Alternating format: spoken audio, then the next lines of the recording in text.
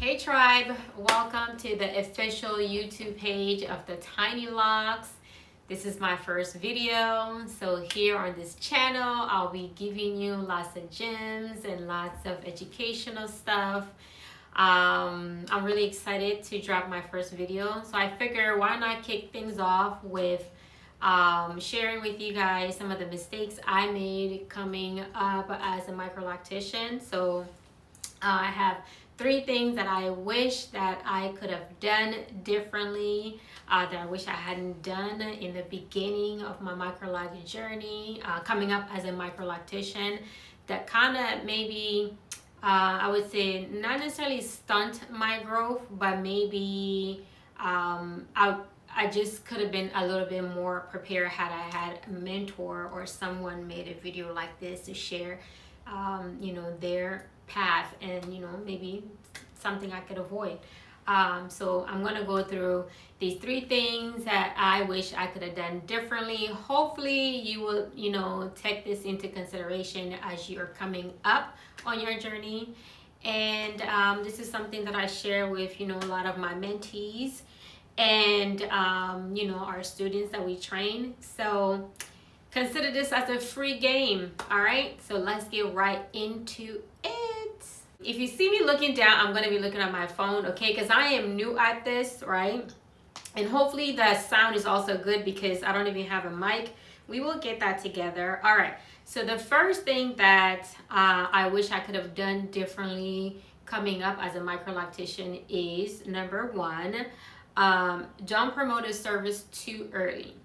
So getting excited to post a service online and before figuring out whether or not if you enjoy that service is a thing that a lot of us don't take into consideration. And I remember I did this with, for example, a hair loss client, right? I had a client who came in who had a hair loss issue, and I was super excited to help her, right? But I did not realize that once I post, her, transformation, I started to get a lot of inquiries from people who were experiencing hair loss within their microloc journey. I don't specialize in that, and I just didn't want to be this this loctician that only takes a whole bunch of clients with hair loss issue, right? And eventually I just had to take that post down, or because some people do come when they see one transformation, they get really excited. They think that you have magic hands for whatever reason, you can kind of fix. And what I noticed, some people will come for consultation, sometimes the answer is, or the solution is, you have to end this journey, right? Or you may have to follow up with dermatologists. There are steps that they're not willing to take, and they're not gonna get what they think they're gonna get out of that service. So I realized I don't enjoy servicing a whole bunch of clients that are experiencing hair loss. Granted, I'm very patient and I enjoy helping sprinkle of clients that come in with that, but I don't want to be known for a loctician that handles hair loss client. So be careful what you post. Whatever it is that you post, keep in mind that is the type of clientele that you're going to attract, right? So if you want to attract a lot of installation client, you want to post installation pictures. If you want to attract transfer client, post a picture of a retightening that you did on a transfer client's head. Repair, if you want to attract a lot of repair clients, post a before and after of a repair client. And believe me, once you've done a good job and you post that before and after, you will guarantee attract those clients. So use it for good, use it for what you want. All right, number 2, stop blindly copying the next loctician. Yes, I said it. We do this a lot, let me not say we, because I am not, and okay, I'll take that back. So here's the story. I remember coming up as a loctician in this space. I came from the cosmetology world where I was doing the whole, shebang cosmetology work. So when I came to this space and I realized a lot of locticians didn't shampoo hair. So, and I had to basically price my services similarly to what they were pricing their services. So that was me just blindly copying what they were doing, right? But then they were not shampooing hair. And I know the world that I came from, shampoo just come with the service, no questions asked. So for me, it didn't make sense to me to have to provide a shampoo and then charge, what most people were at.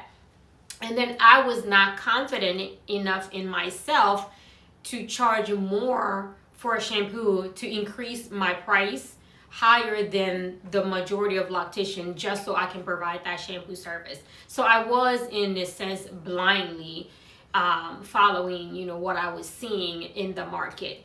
And later on I quickly realized, like, obviously now, even now in my career, like, shampoo is just non-negotiable. Like, that is something that I just cannot service a client without shampooing their hair. If not, like, their hair has to be shampooed to my standard, which is pretty high when it comes to the cleansiness of their hair. So just when you see someone do something online, you see the next loctician do something online, don't just immediately just go ahead and just try to copy what they're doing. Just sit back for a minute, take it in and process it to see, like, is this something, like, how would this fit into what I have going on, right? How will this best service me and my clientele, right? So what I ended up doing is I slowly started to make a shampoo an optional thing. And even at that, it just was a very tricky thing. And I eventually just kind of made a shampoo not an optional thing. It was just something that came as part of their service. And I realized, like, that may, even to this day, work for some loctician. It just isn't something that I didn't sit back with that to see if it worked for me, because I knew I had certain standard when it comes to how clean the hair needs to be before I can touch it. Okay, and for me, it was best for me to wash it. And Microloc being the premium service that it is, like, it literally no brainer. Like, it should come with a shampoo. So don't blindly follow people. All right. So let's go on to number 3. Okay, so number 3. All right, you ready? So don't chase installation client. Yes, I know, I said it. I know. So when people are starting out, like, the mistake that they make is that they just immediately want to just go ahead and start taking installation client. When in reality, like, what really will work for you and what will get you ahead of the game is to take a transfer client over installation client. Let me explain why. Because installation clients come with a lot of expectation, and that is like the biggest package, right? Most people have done their research, and they need to be educated. They need to be provided with a lot of information. They need to be given the vision in terms of what to expect, right? So you need to be able to kind of, lay out, certain expectation in terms of the journey. Which is something that you don't have. It's almost like an experience that you don't have. So I would say start out with a transfer client first to kind of build your confidence in even dealing with clients with Microloc, right? You learn so much through providing services for transfer client than you would do with installation client. There's a lot of time when you start with the installation client, you will install the client, for example, and then now the process, right? You're new. Let's say you have not done any head, or you have done one or two, similar hair type, and then this particular client comes in maybe after a few months, and things are coming up and rising within the lock journey. The lock is moving and shifting, and now they have question of, why is this happening to my lock? Or what is this like? And now you don't have anything, like, you're not equipped to kind of guide them, right? And you don't even know how to fix it. You need to build that confidence first through providing service to transfer client.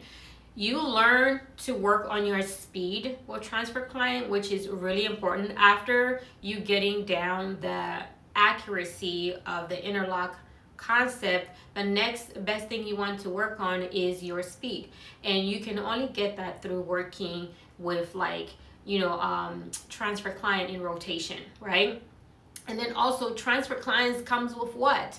They come with things to be repaired. Some of those things now are very like,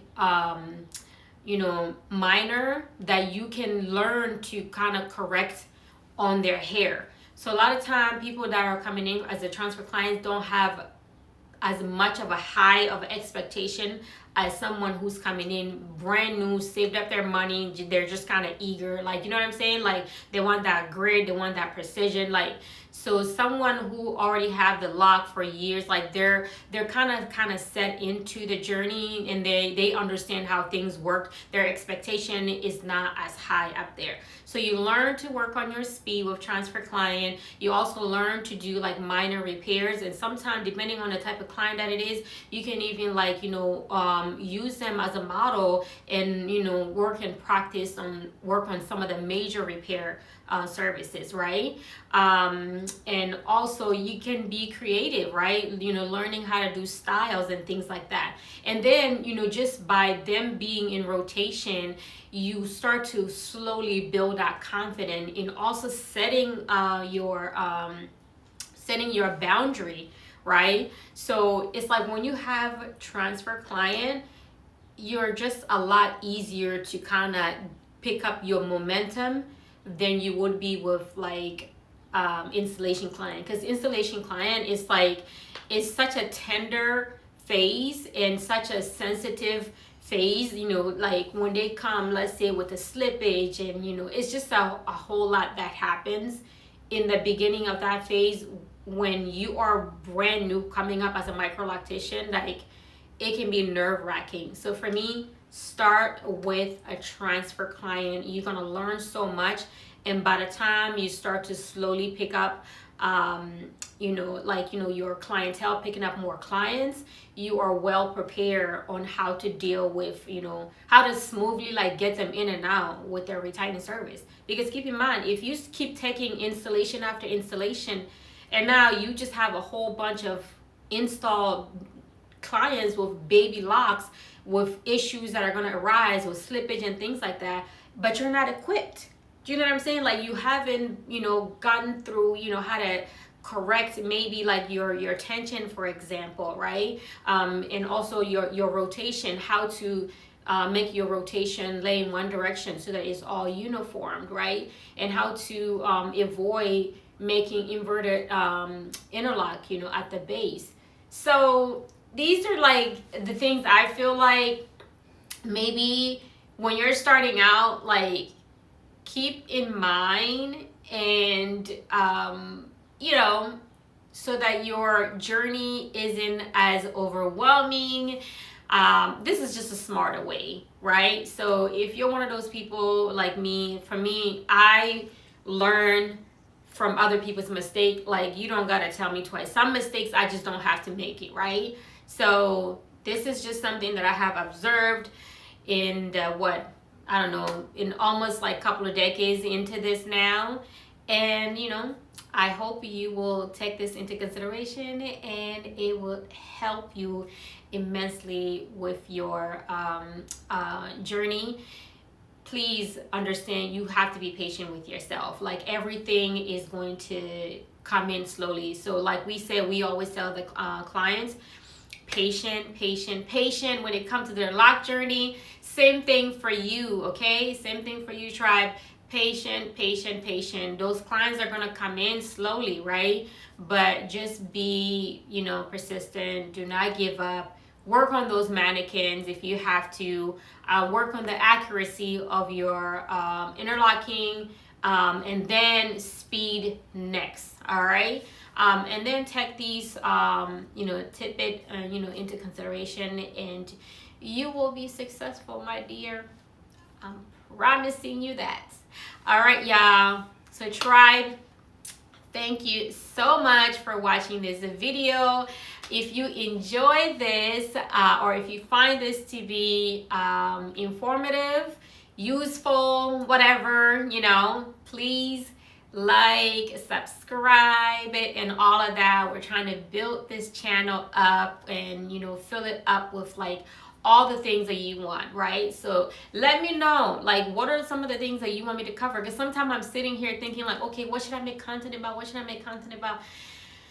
Blank. Like, I just go blank. But it's like, and there's so much I could just be yapping about that you can kind of take away from, right? So let me know also what you want me to talk about in the comments. And if you're watching this on our Instagram, please like, follow, and share this video. All right, and you know, if you know someone who wants to be certified and get into the game, y'all know where to go. Tiny Locks Academy. We are everywhere. All right, so yeah, I would stop yapping and I will see you on the next one. Bye, tribe.